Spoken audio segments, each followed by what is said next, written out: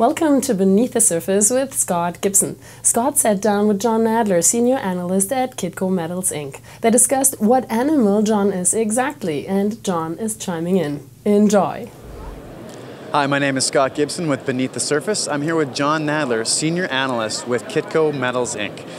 Hi, Jon. Thanks for being with us. Thanks for having us, Scott.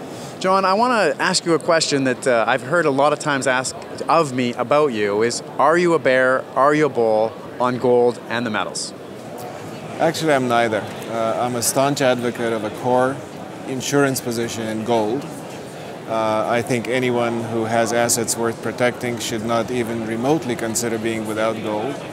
But that's a whole lot different approach than saying that you must have everything in gold, or that gold is a panacea for what ails the world and a complete medication for what ails particular currencies.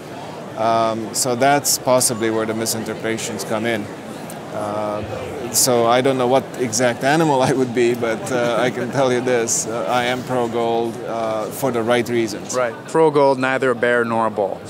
Now, in terms of gold and where you see it going over the next 12 months, what's your take on that, and what are some of the things that you look at?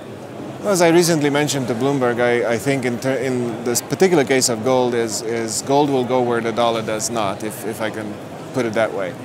And there's a lot of reasons for gold not to do as spectacularly as it did in, say, 2009 and 2010. And in addition to that, if you look at the larger metrics and you've had a 11 or 12-year bull run, it would not be inconceivable for gold to undergo a 2 or 3 year period of sideways drift, possibly negative annualized returns, in order to consolidate and be able to continue that which people want it to continue to do. But there are no guarantees in life. Cycles can end when you least expect them, and reversions to the mean can occur when you least expect them. And gold's not immune for that. We've learned that from the experience of the 1980s as well. And what have you heard from some of your peers in terms of their expectations of what might a range be for gold over the next 12 months? Actually, one of the metrics I've recently considered paying more attention to was the forecast by CPM Group New York.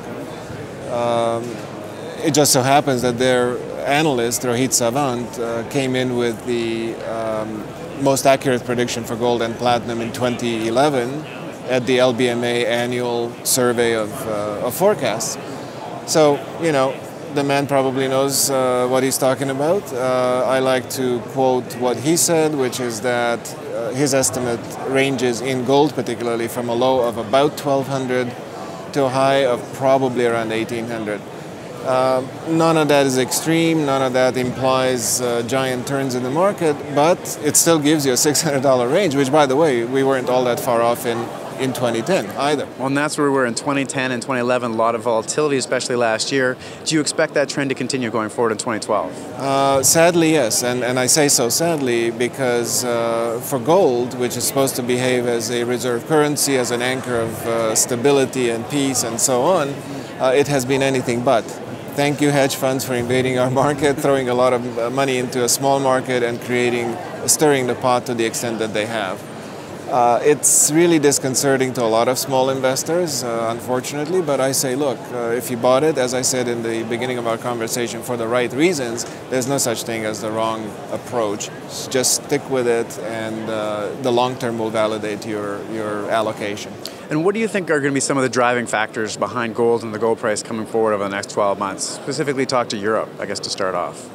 We have an increasing number of moving factors coming all into convergence at this point. I mean, previous years we basically were Fed obsessed or negative real interest rates obsessed or dollar obsessed, as many financial newsletter writers were. I think at this point we have a number of external agents coming into the picture which people should not forget about.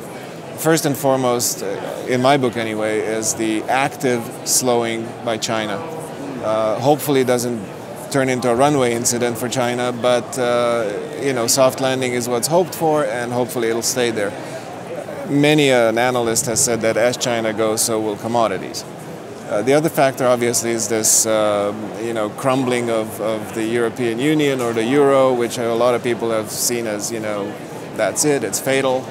I'm not so sure that'll occur, but we could have some interesting gyrations in Europe if, in fact, Greece is jettisoned from the Union, or if Italy has a significant problem, or some of the financial sector in Europe takes further hits.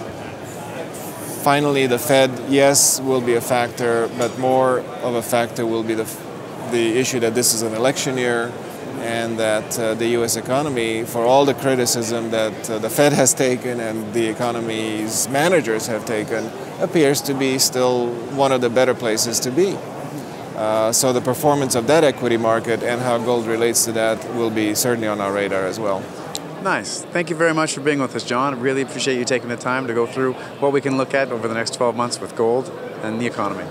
Thanks. Again, that's Jon Nadler of Kitco Metals, and my name is Scott Gibson from Beneath the Surface. Thanks for being with us. Thank you for watching Beneath the Surface with Scott Gibson. Stay tuned for more.